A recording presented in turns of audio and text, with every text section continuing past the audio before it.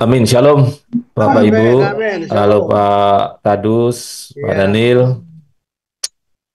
Yanti, Mira, Mona, ya, Seni. Ya, oke. Kalau bisa kameranya bisa muncul ya supaya kita interaktif ya. Oke. Nah, teman-teman masih ingat kita sepanjang tahun ini ya, kalau nggak salah udah hampir Desember ya, itu membahas satu topik yang kayaknya nggak kelar-kelar ya, nggak habis-habis ya, Pak Kadus ya.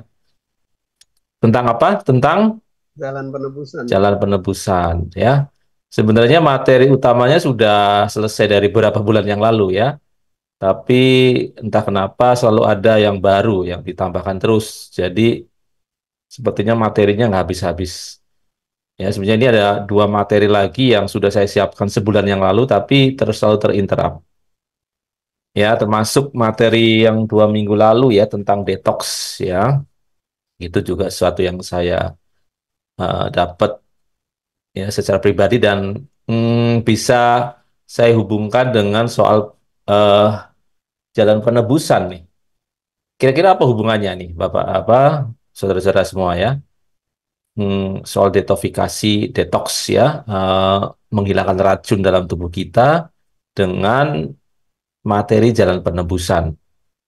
Jadi kalau kita ingat lagi ya, bicara soal penebusan itu tentu bukan bicara soal hanya penebusan Kristus ya yang mati di kayu salib 2000 tahun yang lalu yang memang sudah selesai tuntas dilakukan oleh Tuhan Yesus dan hanya sampai di situ ya artinya konsekuensi pada kita sebagai orang percaya hanya berupa bahwa pembebasan kita dari belenggu dosa ya pembebasan kita dari kuasa dosa ada jalan yang Tuhan berikan untuk kita bisa masuk ke dalam kerajaannya tentu saja bukan aspek pasif saja ya. Artinya penebusan itu bukan cuma punya konsekuensi secara pasif buat kita yang menerima Tuhan Yesus sebagai Tuhan dan Selamat, tapi ada konsekuensi aktif. Apa maksudnya konsekuensi aktif?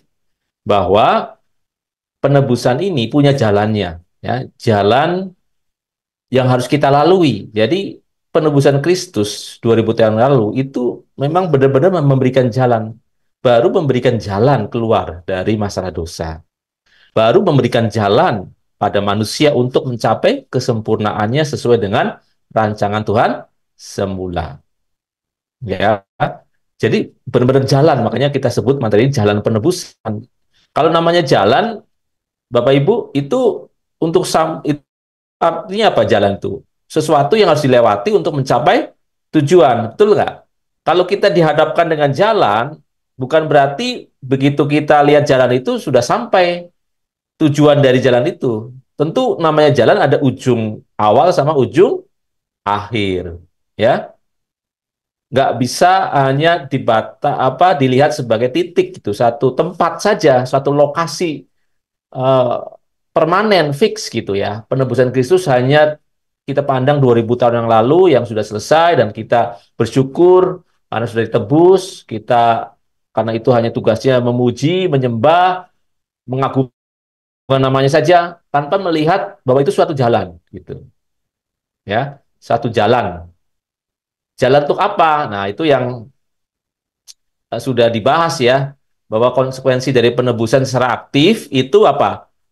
Menuntut kita untuk menjadi umat yang kudus ya betul nggak umat yang kudus artinya dikuduskan ya bahwa kita harus menguduskan diri kita sendiri gitu ya menguduskan karena Allah itu kudus maka kita harus kudus nah pengudusan itu pengudusan yang juga punya dimensi aktif ya bukan cuma pasif aktif itu artinya bahwa untuk kita kudus kita memang ada usaha, ada respon lah ya kalau saya bilang itu respon kita untuk menerima uh, penebusan itu ya yang kita terima untuk kita kenakan supaya kita punya kuasa, punya jalan, punya cara untuk menguduskan diri ya karena dengan jalan pengudusan inilah kita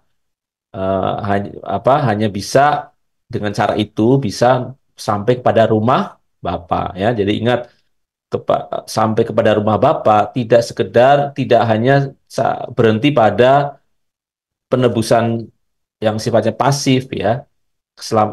Pengorbanan Tuhan yang pasif, ya, yang memang kita terima cuma-cuma, ya. Konsekuensi dari penebusan yang aktif, yang secara pasif kita terima cuma-cuma, bahwa kita sudah dibebaskan dari dosa, ya. Hukuman dosanya sudah otomatis tidak kena ke kita, ya. Upah dosa maut itu tidak otomatis kita kenakan lagi, ya, karena sudah dibayar lunas. Harganya sudah dibayar lunas. Ibarat kita punya utang, utang itu sudah dibayar lunas oleh Tuhan Yesus, ya. Jadi ini yang jalan penebusan itu sebenarnya membuka jalan kepada satu jalan kemuliaan, ya, yang sudah dibahas detail oleh Pak Hens. Nah, saya mengingatkan bahwa di sini eh, bahwa kita sadar betul bahwa kita orang-orang tebusan harus memahami bahwa kita harus mengikuti jalan penebusan itu. Jalan apa? Artinya maksudnya apa? Bahwa kita turut serta untuk hmm, hidup dalam penebusan Tuhan. Jadi penebusan Tuhan itu bukan hanya sekali dulu gitu, ya, tapi setiap hari kita menjalani, kita harus sadar kita orang-orang tebusan. Artinya orang-orang yang sudah dibayar lunas, yang tadinya mati diberi kesempatan hidup, ya. Artinya orang-orang yang punya hutang sebenarnya pada Tuhan. Nah, saat kita tahu bahwa hutang kita sudah dibayar lunas oleh Tuhan Yesus, sesungguhnya itu memindahkan saja bahwa akhirnya kita sendiri yang punya hutang pada Tuhan Yesus, ya. Bahwa kita tuh orang-orang berhutang, kata Paulus, ya. Bukan kepada kebinasaan, tapi kepada kehidupan kekal, pada kebenaran, pada kekudusan. Jadi yang harus kita jalani sebagai orang-orang tebusan itu menjalani hidup kita, ya, untuk terus-menerus ditebus, ditebus dalam konteks dibenarkan, dikuduskan, ya, sampai kepada tujuan Allah yang semula, ya.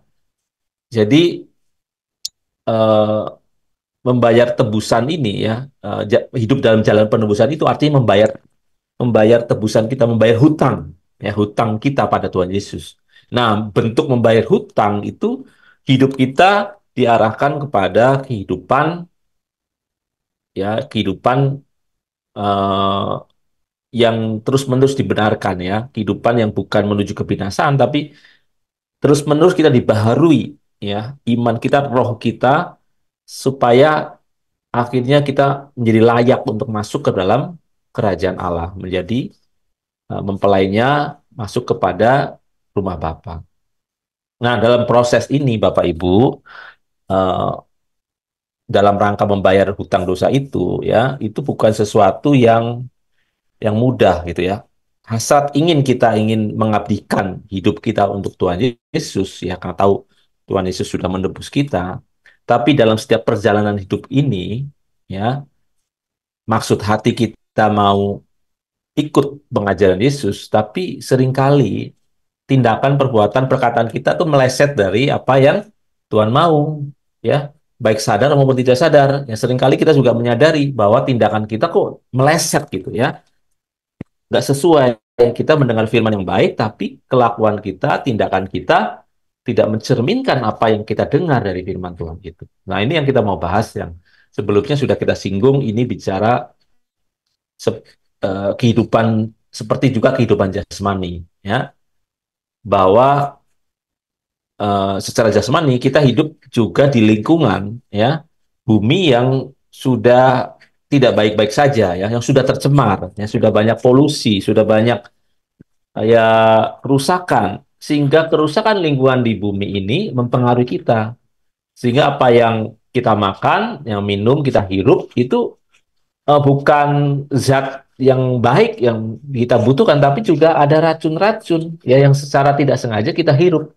Bahkan makanan yang kita anggap itu sehat, ya, yang kita anggap baik itu juga mengandung racun, ya, yang kita sebenarnya tidak mau mengkonsumsi itu, tapi ya karena situasi lingkungan, ya, dan juga kita ketidaktahuan kita, ya kita akhirnya mengkonsumsi makanan yang akhirnya banyak racun gitu. Nah, racun inilah ya yang seringkali yang kita sudah pelajari sebelumnya, apa Bapak Ibu, menghambat penyerapan zat makanan, sari makanan yang walaupun itu bagus ya, kita sudah tadi masukkan zat makanan yang bagus, tapi kalau banyak racun di tubuh kita, itu penyerapannya kurang maksimal ya. Kalau ada satu organ tubuh kita yang terganggu karena racun itu ya, racun itu mempengaruhi organ pencernaan kita seperti usus, lambung ya, sehingga tidak maksimal berfungsi. Sehingga apapun makanannya ya, sebaik apapun makanannya jadi berkurang nilai gizinya karena tidak bisa diserap secara maksimal. Nah, apa yang harus kita lakukan? Ya, yang kita lakukan adalah eh, kita harus melakukan namanya detoksifikasi ya. Yang ini yang kita bahas kemarin, detox ya. Nah, detox ini eh, harus secara sadar ya kita lakukan. Jadi kita jangan merasa menjadi orang yang baik-baik saja, sehat saja, ya, tidak melihat apa yang kita lakukan setiap hari, ya. Apalagi kalau kita sembrono secara hidup, secara mengkonsumsi makanan juga sembrono, gaya hidup juga sembrono, itu pasti kita harus melakukan detox ini, ya. Nah, kalau secara jasmani, detox itu banyak cara ya, dengan jus, dengan mengkonsumsi buah, dan ada terapi-terapi lain ya. Nah, kita mau bahas ini sebenarnya dari sisi aspek rohani ya. Tuhan Yesus ini berkata bahwa dia datang tuh bukan kepada orang sehat tapi orang sakit. Ya, jadi pertolongan Tuhan atau apa namanya, eh, sentuhan Tuhan yang pasti ya, yang sentuhan Tuhan yang akan berasa itu buat orang-orang yang merasa menyadari dirinya sakit ya. Dalam konteks ini menyadari dirinya bahwa kita masih banyak racun-racun rohani yang memenuhi ya diri kita sehingga kita kurang bisa menyerap firman Tuhan ya. Nah, seperti yang sebelumnya Bapak Ibu ya, kita mau melihat aspek rohaninya. Jadi dalam tubuh jasmani kita juga ya, kita mungkin tidak bisa menghindari adanya racun yang masuk ya lewat makanan kita, lewat nafas, lewat udara ya, atau sentuhan kulit ya, yang tempat masuknya eh, racun itu. Yang penting adalah bahwa kita bisa mengeluarkan ya. Proses pengeluaran racun itu harus berjalan ya. Jadi kita tidak punya kuasa, tidak bisa menghindar dari lingkungan yang jelek, ya kan? Lingkungan yang sekarang ya bumi itu kan sudah terkutuk gitu ya. Dan dalam secara rohani juga kita di lingkungan di zaman akhir, zaman yang kasih manusia itu sudah makin dingin ya. Makin kecenderungan manusia itu makin berbuat jahat. Jadi lingkungan kita itu bukan lingkungan yang sesuai dengan pikiran perasaan Tuhan. Pasti banyak ya kepengaruh buat kita. Tapi yang penting adalah kita menyadari bahwa itu harus dikeluarkan, harus dibuang. Ya, sama seperti proses jasmani, ya, eh, proses pencernaan secara jasmani. Ya, kita harus punya mekanisme untuk ya membuang itu, mengeluarkan, menyadari ada racun dan harus kita buang. Nah, bagaimana dengan hal rohani ya? Karena ini kan kita bicara rohani yang utama. Nah, sebenarnya itu proses yang mirip ya, yang bisa dikatakan kita bisa belajar dari hal yang jasmani untuk kita terapkan di hal yang rohani. Nah, yang hal jasmani lebih mudah seharusnya kita pelajari karena hal yang kelihatan ya, yang bisa dibuktikan secara fakta kasat mata gitu ya. Tapi kalau rohani, nah ini tidak mudah untuk dibuktikan kebenarannya. Ya, betul nggak? Jadi apa yang disebut dengan racun itu gitu ya? Kenapa ya mungkin nggak menyadari orang bahwa punya ada namanya racun rohani ya? sehingga orang butuh detoksifikasi, ya, mengeluarkan racun-racun dalam tubuh kerohanian kita. Tapi indikasi itu akan kelihatan dari apa? Apa Bapak Ibu? Bahwa kita tuh ada menyimpan racun rohani gitu ya. Itu indikasinya dari apa? Anda tahu nggak? Bahwa kita itu ada asupan rohani yang nggak benar gitu ya, nggak bagus. Itu dari mana? Ada yang tahu nggak? dari tindakan kita. Ya, dari tindakan kita, dari perkataan kita yang tiba-tiba kita bisa ngomong yang jahat gitu ya, ngomong jelek, yang emosi, ya kita apa namanya perilakunya itu bahkan kalah juga dengan orang-orang dunia yang kerja keras gitu ya, bahkan eh, orang Kristen lebih lagi ya bisa bersembunyi di balik kerohanian gitu ya. Eh, Bisa malas, sebenarnya dia malas ya, tapi dengan alasan-alasan rohani gitu ya. Kalau orang bekerja gitu ya karena tahu mungkin atasannya Kristen, dia bisa izin untuk pelayanan gitu ya, sehingga izin untuk tidak bisa menyelesaikan pekerjaannya. Nah, padahal itu adalah alasan yang ya sebagai kamuflase saja.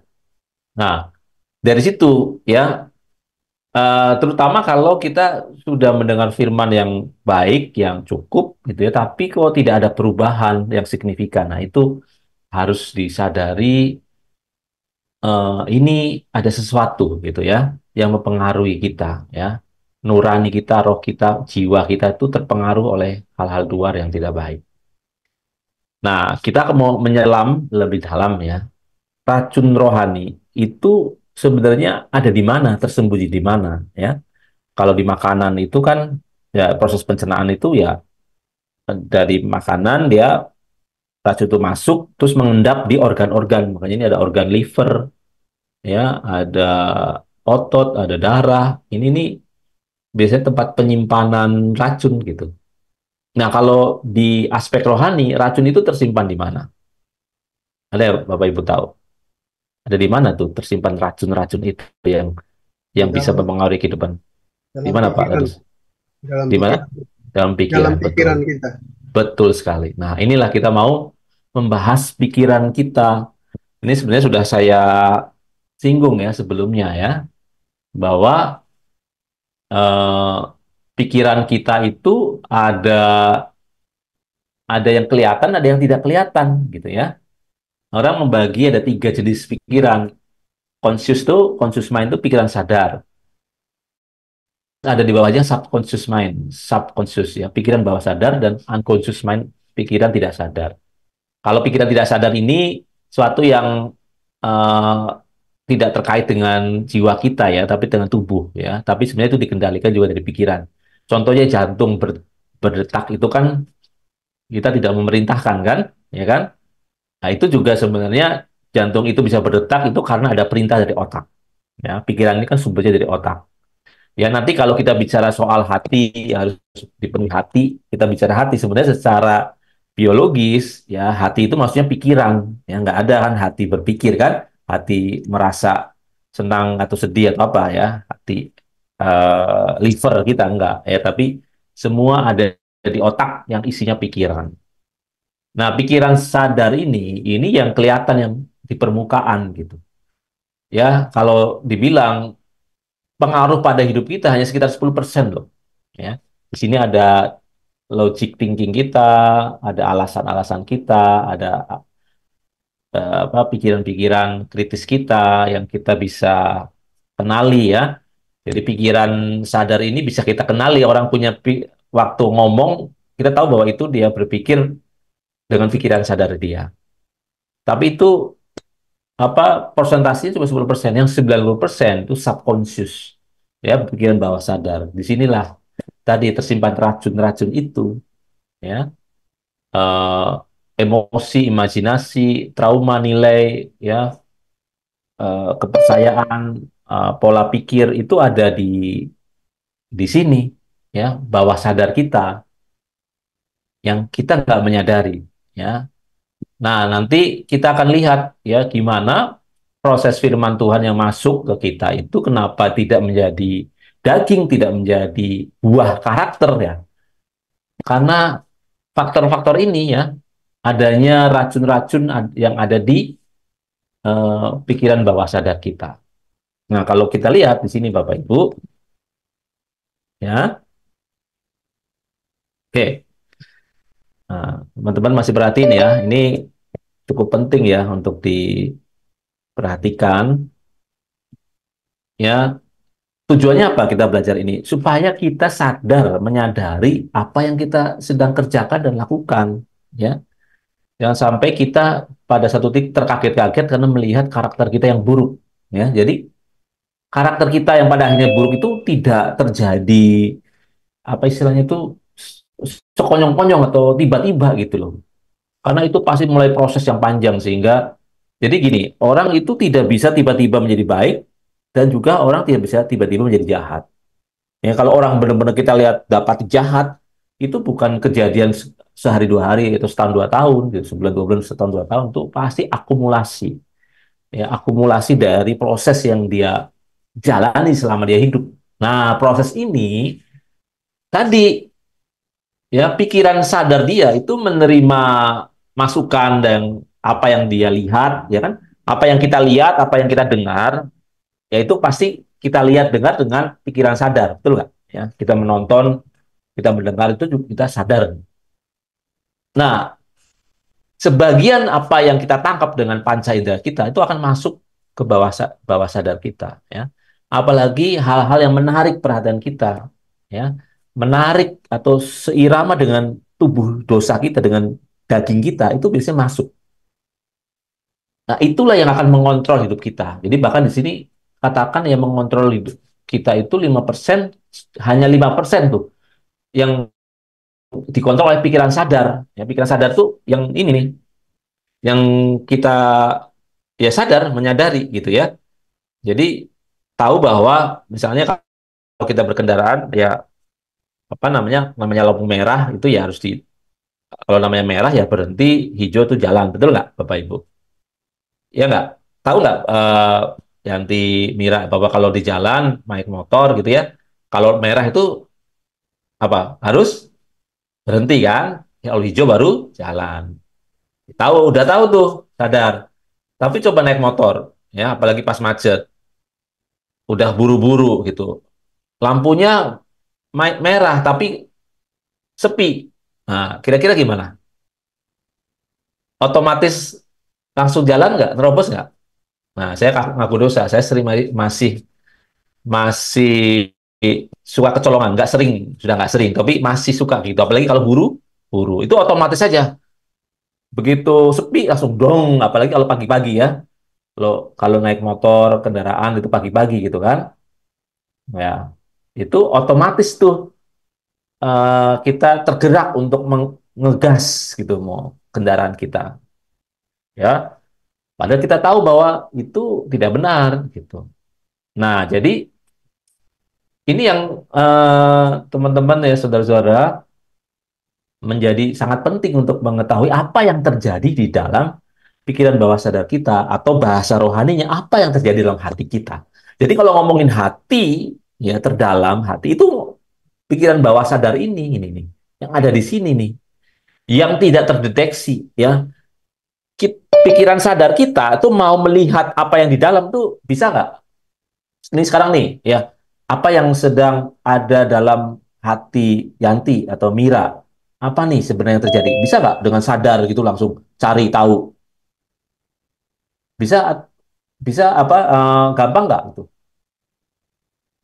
Ya, hampir sulit ya. Saya sih sedang lagi dendam sama siapa sih, marah sama siapa. Itu kadang-kadang waktu Zoom kayak gini, inget nggak? Nggak kan ya? Nah, tapi bukan berarti itu tidak ada apa-apa kan? Ya kan? Nah, kadang-kadang muncul tuh satu saat ya pikiran bawah sadar itu muncul ke permukaan saat-saat situasi tertentu.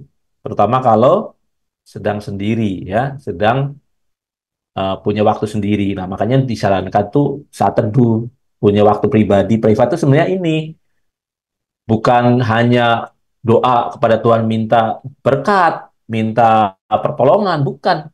Sebenarnya waktu kita sendiri itu sedang mengamati ini nih, bawah sadar kita ini ada apa ini. Nah, kita bisa tahu dari mana? Itu hanya Tuhan yang tahu loh.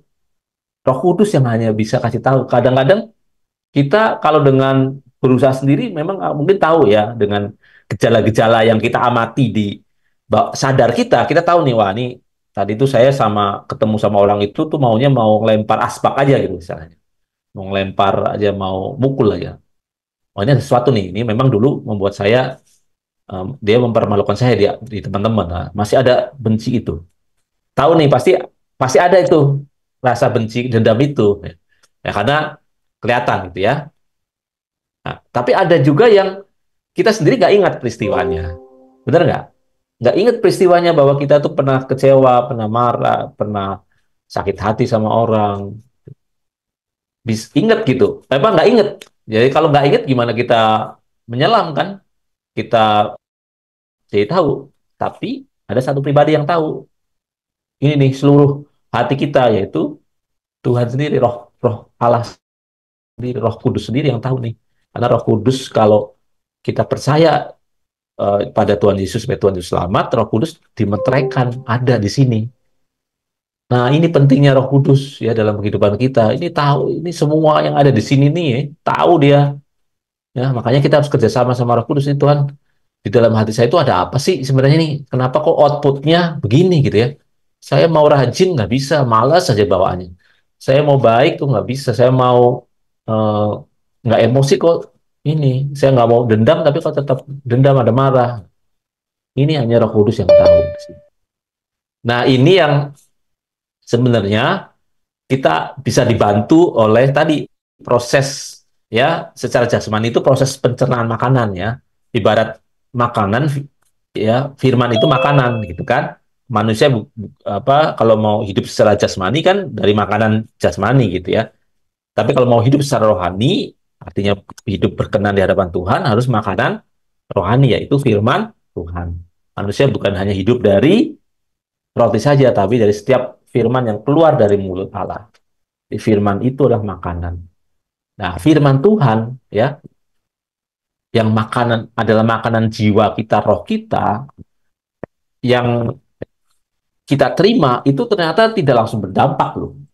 Ya, tidak langsung punya akses, punya apa ya, pengaruh gitu loh. Ya, sama seperti makanan tadi, walaupun makanannya baik, sehat gitu ya, makanan yang bergizi, pas sehat, ya, sayur, buah apa, tapi begitu kita makan, belum tentu itu terserap dengan baik. Kenapa? Oh, ada racun yang mempengaruhi kinerja organ kita. Sudah terlanjur rusak nih organ kita, sudah terkhamiri oleh racun-racun itu. Sehingga makanan yang baik pun ya bisa masih ada pengaruhnya tapi tidak maksimal. Ya, tetap ada pengaruhnya. Makanan baik itu pasti ada pengaruhnya, tapi bisa tidak maksimal. Nah, untuk maksimal gimana? Detox, ya kan? Detoksifikasi. Ya, jadi secara jasmani juga teman-teman harus mempertimbangkan ini. Tubuh kita perlu detox ya dengan cara puasa misalnya dalam beberapa hari seminggu tidak mengkonsumsi gula atau nasi atau apa tapi hanya cukup sayur buah. Nah, itu salah satu metode detox ya yang teman-teman bisa pelajari lah di internet. Itu tujuannya supaya organ kita tuh diberi kesempatan untuk mengeluarkan racun. Jadi jangan cuma diberi racun terus, ya stop racunnya dari makanan olahan yang banyak racun itu stop dan kita keluarkan ya dengan ya misalnya dengan jus dengan uh, jus buah sayur gitu itu bisa mendetoks waktu racun ya jadi ada makanan juga yang bisa membantu mengeluarkan racun kita. Nah di aspek rohani ya kita juga harus punya mendetoks ini yang di dalam ini gitu ya karena apa firman Tuhan yang masuk sebagus apapun sekualitas apapun ya bisa nggak ngaruh atau bisa sedikit pengaruhnya ya. Nah, ini ibaratnya apa teman-teman? Ibaratnya itu seperti yang Tuhan Yesus ajarkan di perumpamaan tentang hati manusia. Ya, ini nyambung ya. Jadi teman-teman bisa lihat ini hal yang jasmani itu nyambung dengan hal rohani. Yang rohani juga nyambung dengan jasmani. Kenapa? Ya kita satu ya manusia itu nggak cuma terdiri dari jasmani aja, juga rohani. Ya, itu satu kesatuan. Yang jasmani mempengaruhi rohani, yang rohani mempengaruhi jasmani. Jadi kita harus holistik ya, harus melihat diri kita itu secara keseluruhan ya, nggak hanya bagian demi bagian, satu bagian saja. Nah, ini walaupun materi ini udah pernah saya eh, berikan, singgung, tapi kita ulas lagi ya, kita ulas lagi ya, untuk memahami tadi proses detoksifikasi, detoksifikasi rohani ini dalam rangka kita hidup sebagai manusia tebusan ya. Jadi hubungannya dengan jalan penebusan, kita itu harus menyadari kita anak tebusan. Kita hidup dalam penebusan. Hidup dalam penebusan itu artinya kita hidup dalam membayar hutang, hutang eh, Tuhan Yesus ya, hutang kita ditebus oleh darah Yesus ya, kita menjadi orang yang berhutang kepada Tuhan Yesus, bukan hutang kepada dosa lagi, tapi hutang kepada kehidupan kekal yang Tuhan akan berikan. Jadi Tuhan Yesus tuh menebus kita bukan hanya ya tebus sudah selesai gitu, enggak. Ada tujuannya Tuhan menebus kita supaya kita punya kesempatan jalan dimenteraikan Roh Kudus untuk bergerak membayar hutang itu, artinya memenuhi panggilan Allah dari semula, memenuhi panggilan Allah sejak semula, rancangan semula, yaitu ya segambar serupa dengan Allah sendiri yang modelnya adalah Tuhan Yesus. Jadi kita ditebus oleh Tuhan Yesus supaya kita hidup menyerupai Tuhan Yesus. Itulah hutang kita. Nah, hutang kita itu tadi untuk membayar hutang kita itu ya banyak hambatan. Hambatannya karena banyak racun yang masuk dalam tubuh kita. Makanya kita harus proses detoksifikasi, ya, proses penghilangan racun itu. Nah, proses penghilangan racun itu ya itu mirip seperti ya ini eh, perumpamaan penabur ini ya. Jadi yang ditabur itu firman masuk dalam tanah hati manusia ya. Tanah hati manusia kalau dihubungkan itu adalah pikiran kita, pikiran sadar dan bawah sadar ya. Hati manusia itu sebenarnya secara fisik ya, secara real itu sebenarnya menggambarkan pikiran kita ya. Nah, masih ingat ada empat jenis tanah. Apa aja tuh tanahnya? Udah ingat nggak? Tanah apa aja? Udah ingat? Yanti atau Mira, empat jenis tanah itu apa aja?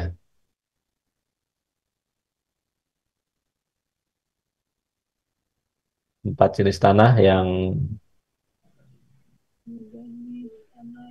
Benih yang ditabur di bebatuan, mm, di tempat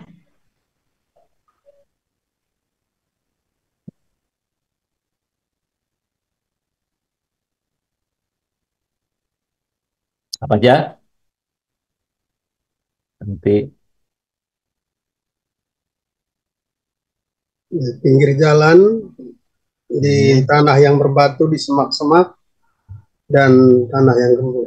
subur. Ya, ini ya.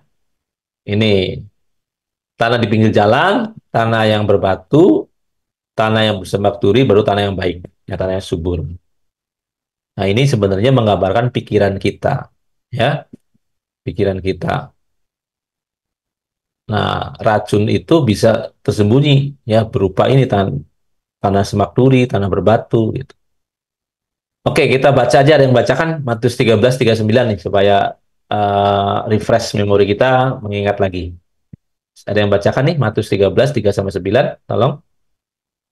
Matius 13 Matius 13 ayat 3 sampai 9. Dan ia mengucapkan banyak hal dalam perumpamaan kepada mereka, katanya, adalah seorang penabur keluar untuk menabur. Pada waktu ia menabur, sebagian benih itu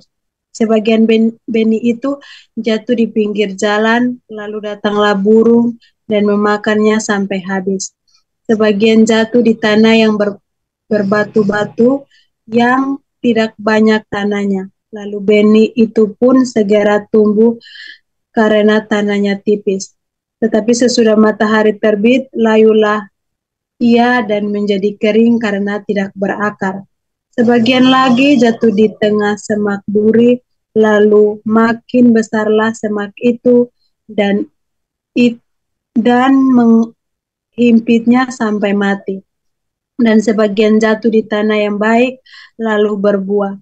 Ada yang 100 kali lipat, ada yang 60 kali lipat, ada yang 30 kali lipat. Siapa bertelinga, hendaklah ia mendengar. Amin. Amin. Terima kasih, Yanti. Ya, jadi ada tadi yang di pinggir jalan ya. Nah, ini di pinggir jalan itu menggambarkan apa? Ya. eh ini jelas ya, kita mendengar firman Tuhan tapi tidak mengerti. Ya, jadi eh, orang ini mau mau mendengar ya, mau mendengar tapi nggak ngerti. Jadi firman itu seperti di pinggir jalan nggak masuk ke hati kita. Jadi ada istilah kan masuk telinga kiri keluar telinga kanan gitu. Nah, arti ayat ini gitu ya di Matius 13:19 nih. Maksudnya adalah kepada setiap orang yang mendengar firman tentang kerajaan surga tapi tidak mengertinya, datanglah si jahat dan merampas yang ditaburkan dalam hati orang itu. Itulah benih yang ditaburkan di pinggir jalan. Ya, di sini ada kata mengerti, ya bahasa aslinya sunemi, sunemi, to put as it were the perception with the things perceived, ya, to set or join together in the mind. Jadi mengerti itu firman kebenaran itu tuh bisa join apa bergabung masuk dalam pikiran kita. Jadi kalau nggak mengerti, ya dengar saja, dengar tapi hmm, ya lewat saja gitu. Jadi firman sebagus apapun kalau nggak ditangkap, nggak dimengerti, ya itu seperti di pinggir jalan. Ya udah, jadi makanan burung-burung gitu. Nah, makanya penting sekali untuk mengerti firman gitu ya.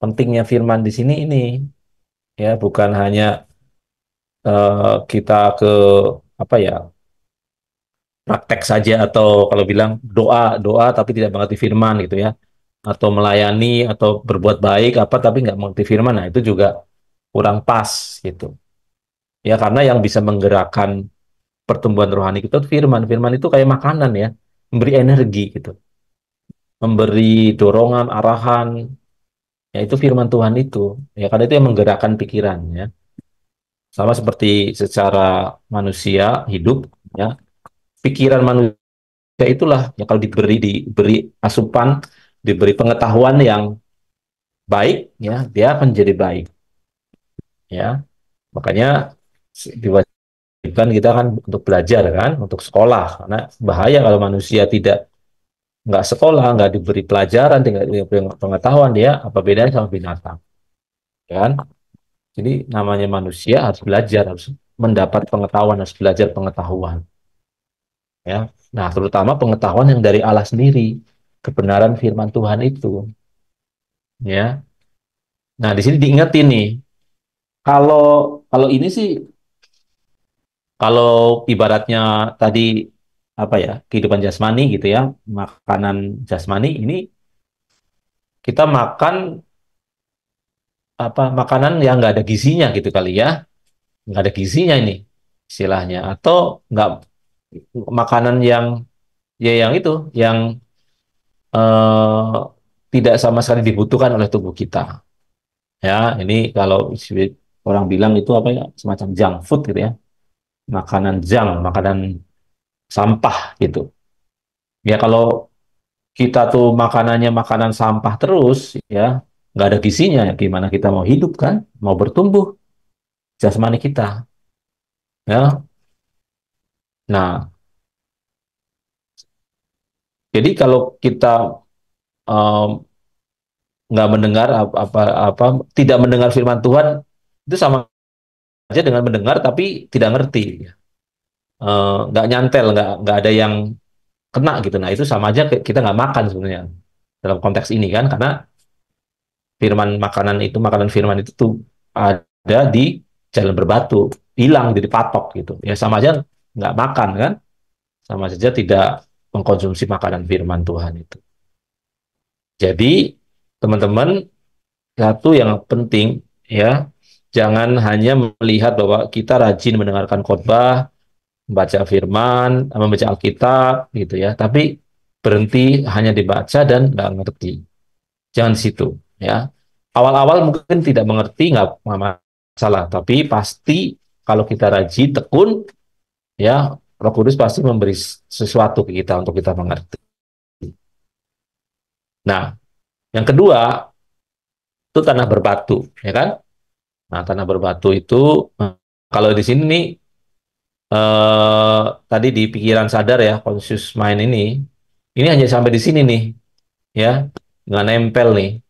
Cuma didengar firman secara sadar, memang khotbah, mendengar khotbah secara sadar, tapi habis selesai khotbah lupa, gitu, nggak meresap sama sekali ke pikiran bawah sadar kita. Nah, kalau tanah berbatu ini sudah masuk nih di bawah sadar kita, firman Tuhan itu masuk dalam bawah sadar kita. Kenapa? Karena ada antusias saat kita mendengar firman. Jadi ciri-cirinya bahwa firman itu bisa masuk dalam pikiran bawah sadar kita apa? Mendengar firman Tuhan dengan gembira. Artinya apa? Ada kesukaan, ada emosi, ada perasaan yang senang kita mendengar firman Tuhan. Itu kan kalau kita dengar khotbah yang bagus, yang oke kan kita haleluya, kadang-kadang respon, oh amin gitu. Aminnya keras lagi. Haleluya, amin gitu. Wah, terus kita senang sekali dengar firman itu kayak pas dengan hidup kita. Ya. Nah, ini sering terjadi gitu ya. Jadi kita dengar firman Tuhan itu bagus sekali, terinspirasi lah apa, sangat memberkati, kita sadar bahwa itu memberkati dan kita senang, apalagi kalau pendetanya lucu gitu kan. Ya kita bisa gembira, benar-benar gembira nih karena kelucuan dari si pengkhotbah gitu. Nah, tapi dikatakan kalau akan percuma juga kalau tidak berakar dan tidak tahan. Ya.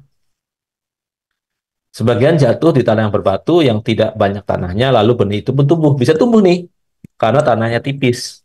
Tapi sesudah matahari terbit, nah ini matahari terbit, layulah ia dan menjadi kering karena tidak berakar. Matahari terbit ini. Jadi ada eksternal, ada suatu gangguan istilahnya. Sebenarnya itu bukan gangguan ya. Matahari terbit itu kalau kita punya akar yang bagus, itu kan suatu makan apa bagus buat tanaman. Tapi karena dia nggak siap ya, tanahnya tipis, tidak punya akar yang bagus, yang merayap, jadi gampang layu ya. Nah, ini maksudnya apa? Benih yang ditaburkan di tanah yang berbatu itulah orang yang mendengar firman itu dan segera menerimanya dengan gembira, tapi ia tidak berakar. Nah, ini tidak berakar dan tahan sebentar saja. Apabila datang penindasan atau penganiayaan karena firman itu, orang itu pun segera murtad. Jadi ini tidak berakar, sudah masuk ke firman Tuhan tapi tidak berakar, tidak punya akar yang kuat gitu. Artinya dia menerima dengan sadar, terus masuk, wah senang, gembira, terkesan gitu ya, tapi nggak pernah direnungkan. Firman itu nggak pernah direnungkan, jadi nggak masuk ke dalam. Ya pengaruhnya sedikit gitu. Kalau kondisi baik-baik saja, everything well gitu ya, ya itu bisa itu firman itu dia ikutin. Tapi begitu ada tadi penindasan, ada tekanan, ya, wah dia bisa murtad nih, bisa keluar, dia tidak bisa tahan lagi, ya. Nah, di sini eh,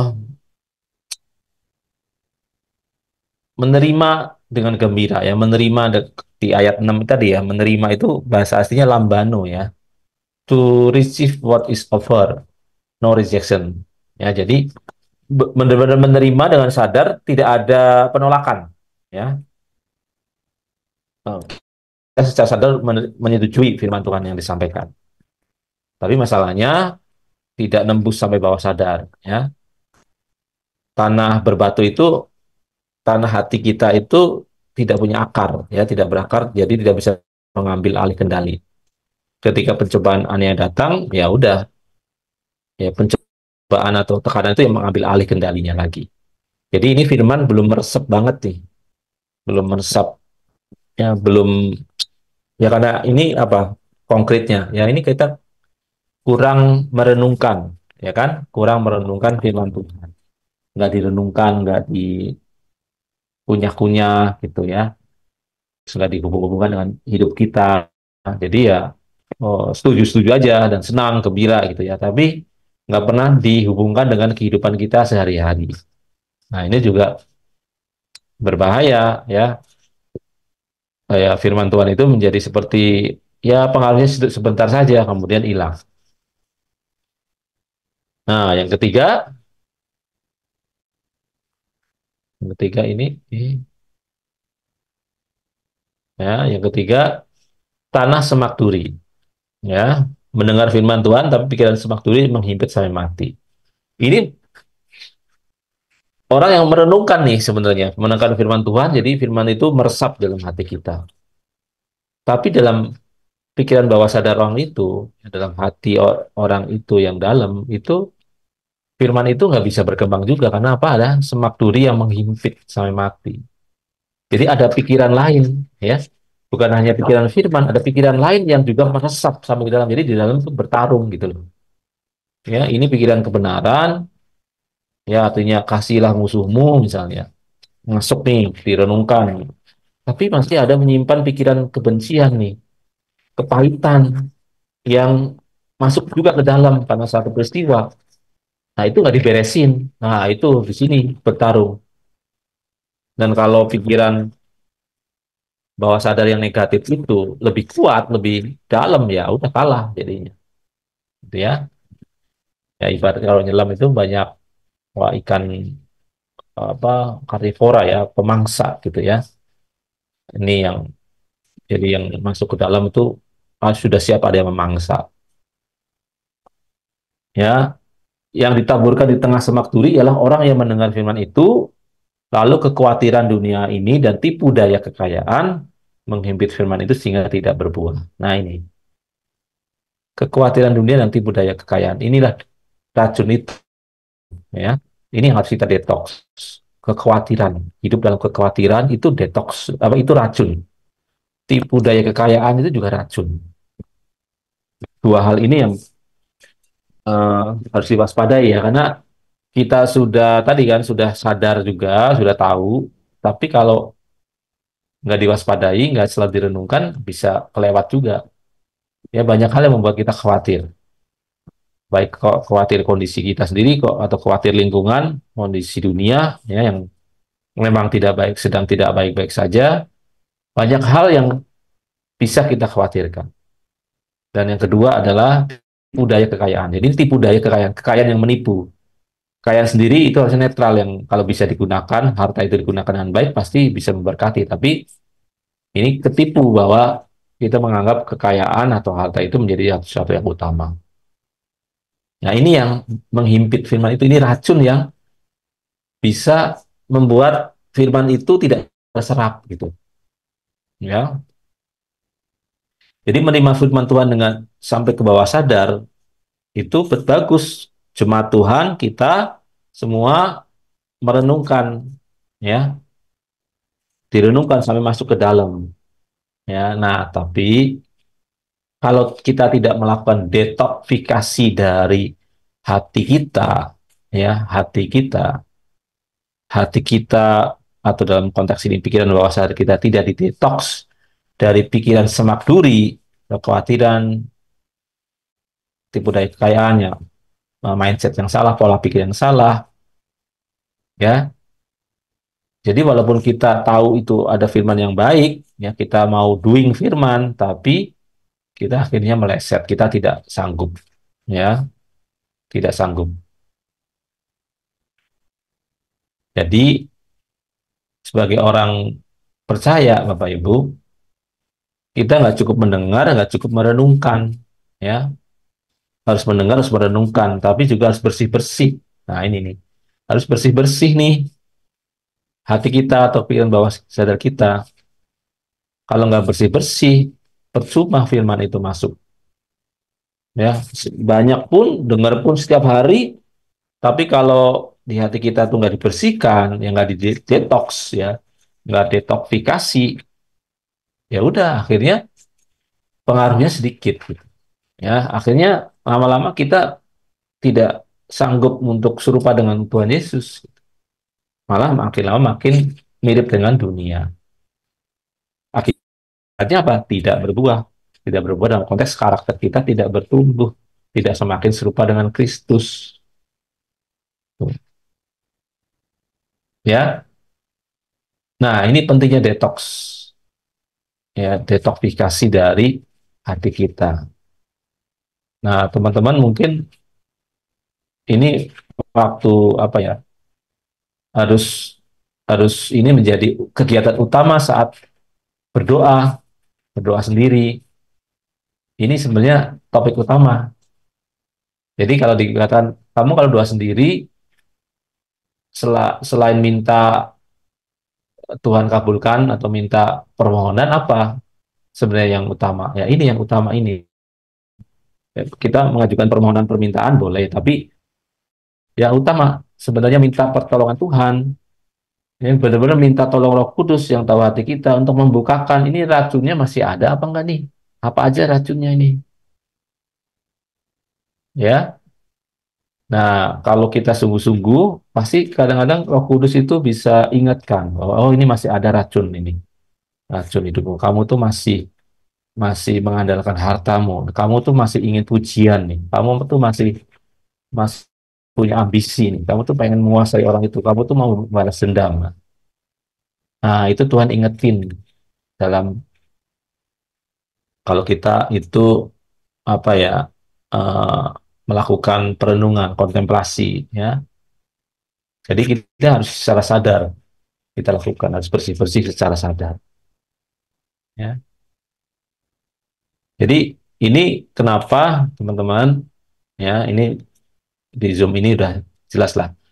Nggak heran kita kalau melihat seorang pekerja, seorang apa ya aktivis atau orang yang rajin pelayanan bahkan pendeta pun yang pasti notabene ya sudah sering dengar firman Tuhan baik yang dia pelajari sendiri maupun yang dia terima selama sekolah teologi itu tidak berbuah. Kenapa tidak berbuah? Nah, ini dia mungkin merenungkan ya pendeta itu kan kalau khotbah dia persiapan kan pasti merenungkan, ya kan?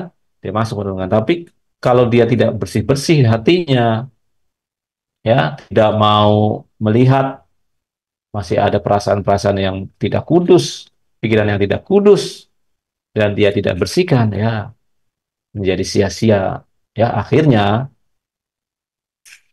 praktek rohani yang dia lakukan itu hanya sekedar ya eh, apa hanya perilaku di luar saja gitu ya, hanya kegiatan rohani, hanya aktivitas rohani, tapi tidak rohani, hanya aktivitas rohani, apalagi yang sudah terstruktur dari sisi liturgi dan seterusnya, akhirnya tidak punya daya cipta, daya dorong untuk orang berubah. Ya, nah, yang keempat ini yang kita dambakan ya, mendengar firman Tuhan dan mengerti, akhirnya itu berbuah. Ini. Dan sebagian jatuh di tanah yang baik lalu berbuah. Ada yang 100 kali lipat, ada yang 60 kali lipat, ada yang 30 kali lipat. Nah, maksudnya berbuah ini apa di sini? Dia dapat diberkati 100 kali lipat, diberkati 60 kali lipat, atau 30 kali lipat. Ini apa nih soal? Jadi perubahan hidup. Iya, betul sekali. Ini yang disebut berkali lipat itu bukan berkat jasmani ya, di sini konteks ini ya, tapi berkat rohani yaitu perubahan karakter, perubahan hatinya. Jadi hatinya itu 100 kali lipat lebih baik, lebih karakternya lebih bertumbuh. Ya, ada yang 60 kali lipat, ada yang 30 kali lipat. Jadi kalau firman itu cirinya tumbuh dengan benar di hati yang di tanah hati yang benar itu pasti punya buah karakter yang berlipat-lipat. Nah, di ayat 23 disebutkan yang ditaburkan di tanah yang baik ialah orang yang mendengar firman itu dan mengerti, dan karena itu ia berbuah. Ada yang 100 kali lipat, ada yang 60 lipat, ada yang 30 kali lipat. Mengerti tadi siunemi, ya. Jadi firman itu harus diterima, direnungkan, masuk bawah sadar, terus kemudian melakukan detoksifikasi. terus-menerus. Ya, hati kita didetok terus-menerus, maka barulah firman itu menjadi buah yang berkali-kali lipat dalam hidup kita. Ya, nah ini teman-teman ya yang apa menjadi yang harus kita cermati gitu ya. Jadi saya selalu menghubungkan di jalan penebusan ini, oh ya harus diingat selalu bahwa kalau kita hidup dalam jalan penebusan, artinya kita harus detoksifikasi setiap hari, setiap saat, setiap hari. Ya, bersih-bersih dalam hati kita, apa yang masih tertinggal. Ini PR seumur hidup loh, ya teman-teman ya. Ada kadang-kadang kita diingatkan pada saat dengar khotbah, ya, apa yang masih tersimpan. Tapi ada kalanya seringkali harus kita temukan sendiri saat waktu berdua bersama Tuhan. Nah, itu kita harus punya kerajinan, punya komitmen untuk menyisihkan waktu untuk bersih-bersih ini. Nah, Bapak Ibu, kalau kalau kita lihat secara fisik ya, kalau orang sakit gitu ya, kalau orang sakit tuh, ya, untuk dia bisa bertahan, ya kan bisa nggak langsung dikasih makan gitu ya. Misalnya orang sakit, dikasih makanan yang bergizi tadi, kasih buah, kasih sayur, kasih apa gitu ya, atau langsung kasih obat. Kalau benar-benar lagi kondisi sakit drop gitu, biasanya dalam kesehatan apa yang kita lakukan? Apakah langsung dikasih makanan bergizi atau apa? Ada yang tahu nggak? Nih kalau orang benar sakit nih, apa pingsan gitu, sakit, lemes, udah nggak berdaya, kan tubuh kan perlu makanan kan, bener nggak untuk hidup, ya kan? Nah, apakah langsung dikasih makanan yang bergizi, makanan buah sayur atau apa gitu? Biasanya apa kalau orang sakit tuh? Dilakukan apa? Ada yang tahu nggak? Hmm? Diobati dulu terlebih dahulu. Kalau dia diberi obat terus eh, nggak berdaya juga minum obat, biasanya diapain?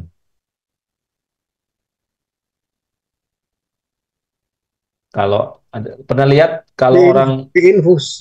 diinfus, diinfus. Kenapa diinfus? Karena udah nggak berdaya kan tubuhnya kan, untuk makan aja nggak bisa gitu, ya kan? Nggak masuk gitu kan. Jadi harus langsung diinjek, diinfus, ya. Nah, harus ada infus. Nah, ini juga perumpamaan yang bisa mengilustrasikan bahwa kalau kita sadar bahwa kita tuh sakit, ya, masih kondisi sakit, sakit rohani gitu ya, terlihat dari perilaku, dari tindakan kita yang cenderungnya salah gitu ya. Mungkin kita perlu infus gitu, infus rohani, ya, terus menerus infus rohani. Ya seperti jasmani kita kalau sakit juga kita perlu infus, tapi kan terus menerus infus nggak? Kan enggak kan? Kalau sudah sehat lagi ya nggak perlu infus, sudah bisa makan makanan keras lagi. Nah ini, jadi Bapak Ibu, kalau saudara merasa sudah dengar firman sering gitu ya, khotbah sering, tapi nggak berubah, nggak bertumbuh, ya, coba mungkin saatnya saudara itu dapat infus rohani, gitu ya. Harus menyadari, mengakui kondisi rohani kita. Posisinya mungkin lagi sedang pertolongan, sudah butuh pertolongan, ya. eh, Apa memang perlu di di cover terus menerus. Jadi kadangkala ya ada waktu di mana kita tuh kayak digelontorkan, ditenggelamkan dengan apa tuh firman ya dan impartasi spirit yang terus menerus. Ya ada momen memang kita tuh kayak haus dan memang harus butuh terus asupan makanan gitu ya. Dapat makanan yang sudah siap dikonsumsi, artinya kita dengar dari pengkhotbah, dari pendeta khotbah yang dia khotbahnya itu bukan cuma memberikan firman tapi spirit, impartasi spirit. Jadi Bapak Ibu perhatikan gitu ya. Saya pengalaman mendengar khotbah satu pendeta atau masuk di kegiatan apa kebaktian ibadah pendeta, yang disampaikan sebenarnya bukan hal yang baru sebenarnya, ya. Bukan hal yang ya ada barunya tapi nggak baru-baru amat, ya, tentang kekudusan, kekekalan, tentang firman, tentang banyak hal.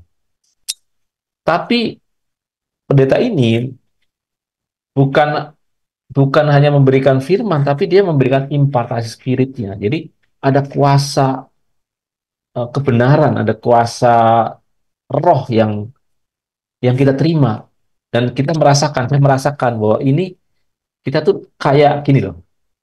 Kita mendengar firman yang sama gitu ya, kuduslah kamu sebab kau kudus gitu, atau Tuhan sungguh mengasihimu. Tapi kalau itu ada kuasa roh, kuasa spirit, itu kita berasa dan kita tergerak untuk mau berubah. Nah, gitu.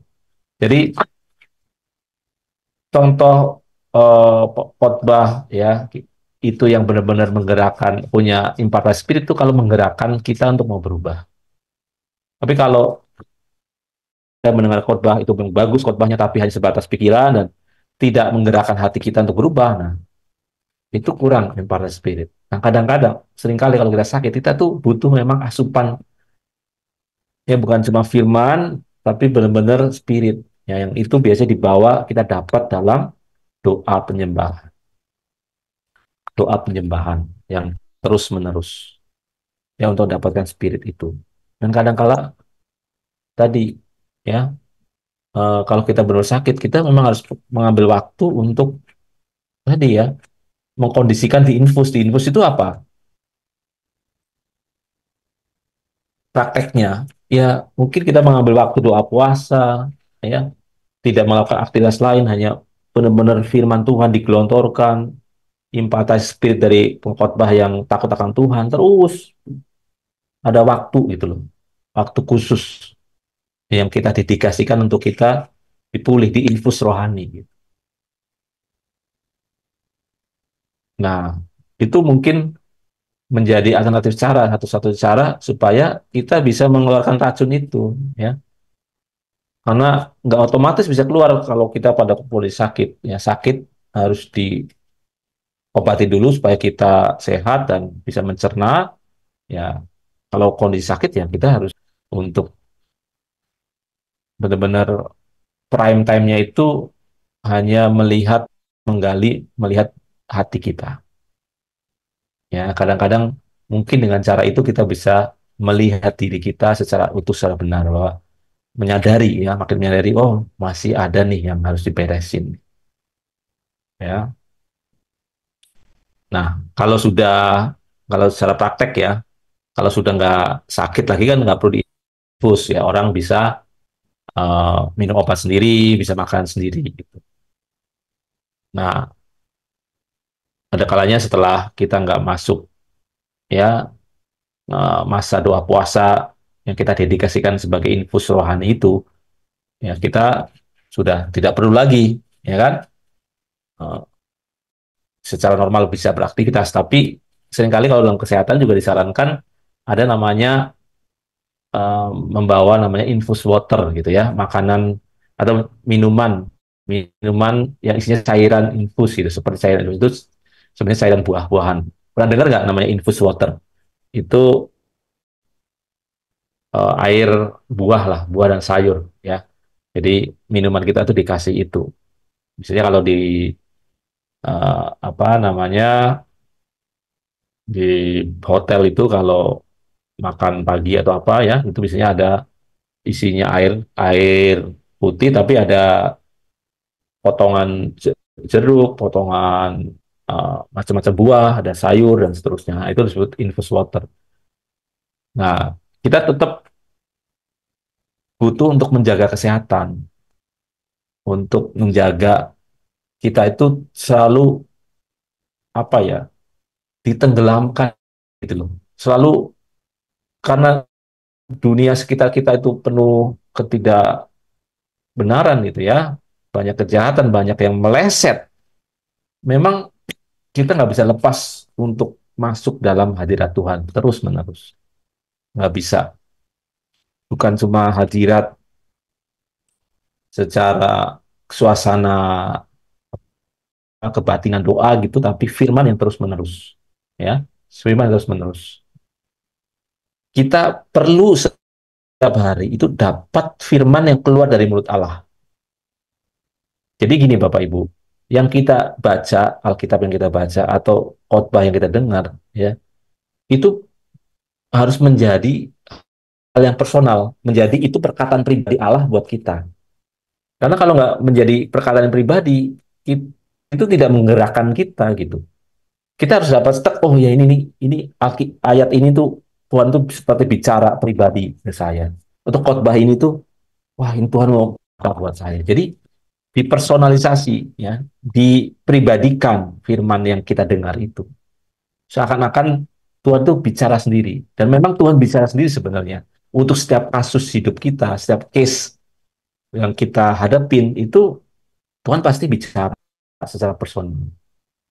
Ya, nah kita harus masuk dalam itu. Ya. Ada pengurapan, ada Roh Kudus yang mengurapi kita, dan juga paling penting di Ibrani 2 itu kita meninggalkan beban dan dosa. Itu apa ya? Itu titik tempat racun itu masuk gitu ya. Kalau masih ada beban dan dosa, ya itu sebenarnya kita masih mengisi rohani kita dengan racun, ya, dengan racun kita. Nah, eh, Bapak Ibu, jadi materi kali ini itu apa ya, mengencourage kita, ya, untuk eh, benar-benar melihat apa yang terjadi dalam hidup pribadi kita.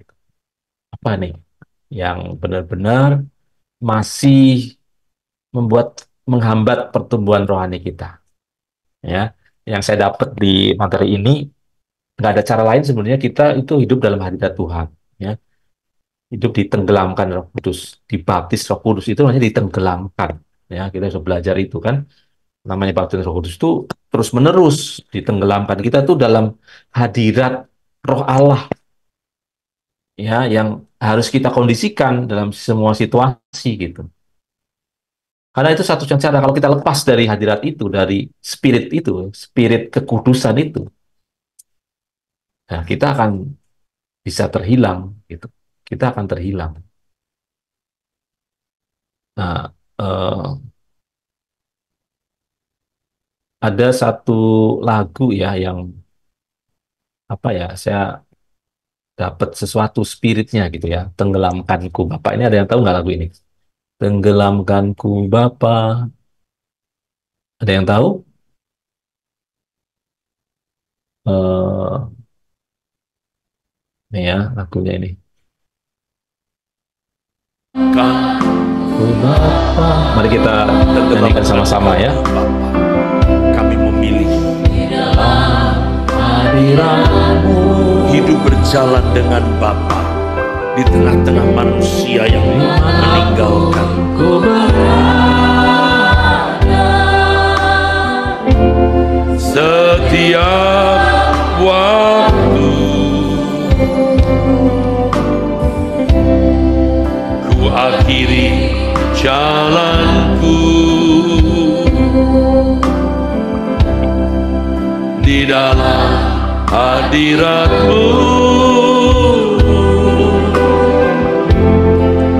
perhentian yang sempurna hadirat-Mu Bapa. Tenggelamkanku Bapa, tenggelamkanku Bapa di dalam hadirat-Mu, dimanapun ku berada, setiap waktu ku akhiri jalanku di dalam hadirat-Mu, ku akhiri perhentian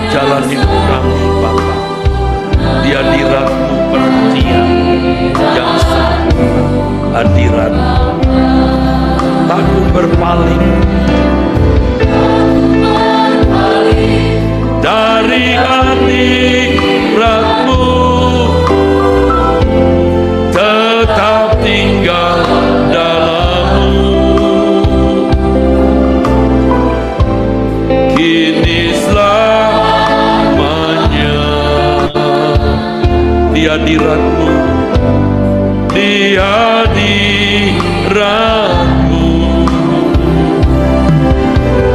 Tuhan ajarku jaga hadirat-Mu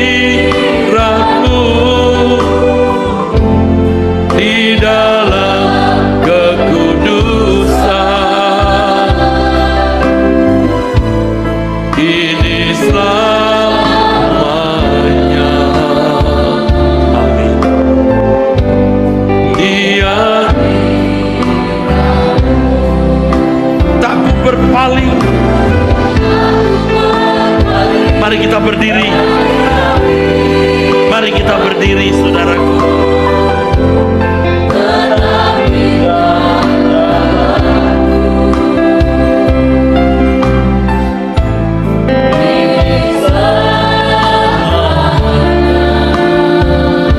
Diberkatilah saudara.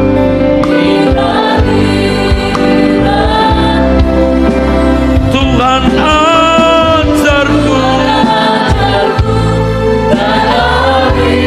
Tuhan ajarku jaga hadirat.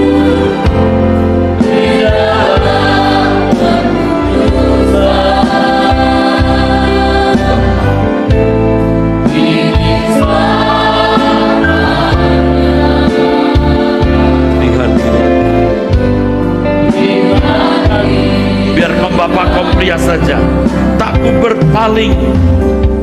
Tak ku berpaling dari hadirat-Mu. Diberkati saudaraku.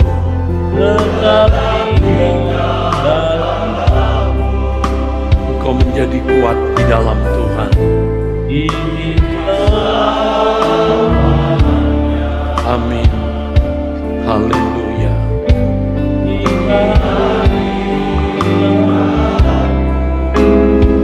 Tuhan ajar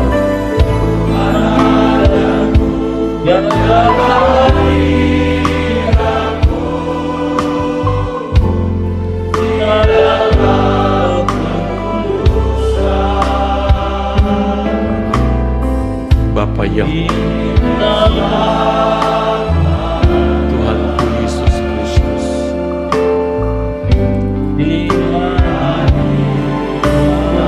Kaum ibu, kaum wanita, kaum wanita.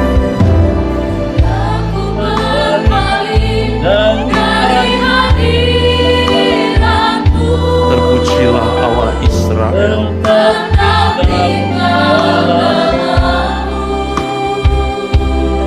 Luar biasa.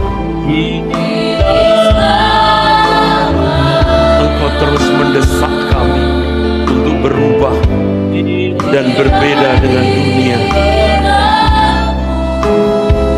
Kami bersyukur Bapa.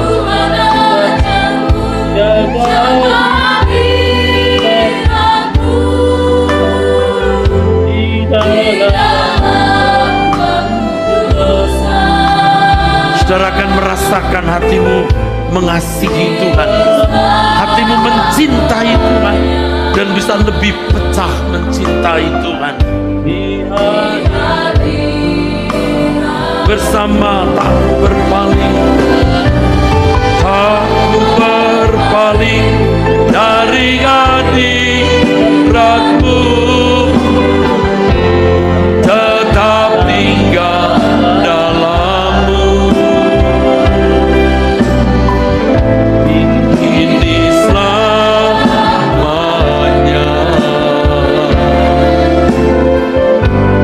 Di hadirat-Mu.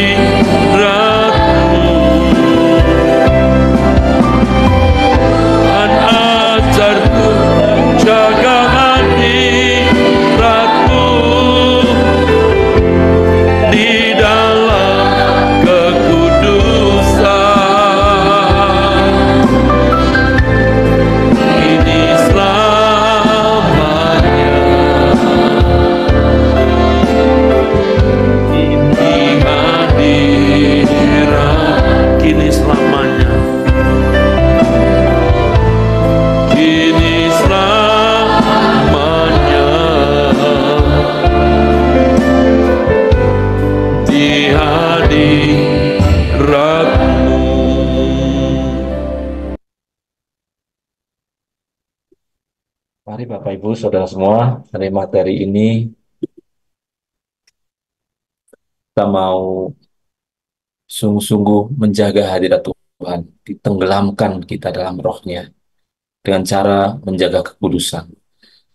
Biar setiap hari kita merenungkan ini, melakukan detoksifikasi hati kita supaya sungguh-sungguh racun-racun rohani itu, tipu daya kekayaan, kekhawatiran, sakit akar pahit, kepahitan yang ada dalam diri kita, kita bisa keluarkan, kita bisa detoks dengan meninggalkan beban dosa sehingga kita bisa menjaga atmosfer kekudusan. Dengan atmosfer kekudusan, itulah kita ditenggelamkan dalam Roh Kudus dan itulah yang membawa kita pada pembenaran, pada karakter yang semakin serupa dengan Kristus. Tuhan, bersyukur Tuhan anak-anakmu mau mendengar firman ini, biarlah firman ini sungguh masuk dalam hati mereka Tuhan dan hidup tidak hanya Tuhan di pikiran sadar dan masuk bawah sadar dan mereka mau melakukan detox hati mereka Tuhan dari racun-racun rohani, dari pikiran-pikiran salah, pikiran-pikiran yang tidak kudus, yang tidak sesuai dengan pikiran perasaan Bapa. Bersyukur Tuhan, Tuhan ini kami serahkan Tuhan, hanya di dalam nama Tuhan Yesus Kristus, Tuhan dan Selamat kami percaya berkata, Amin. Amin. Amin. Amin, amin. Amin. Selamat Natal. Ya.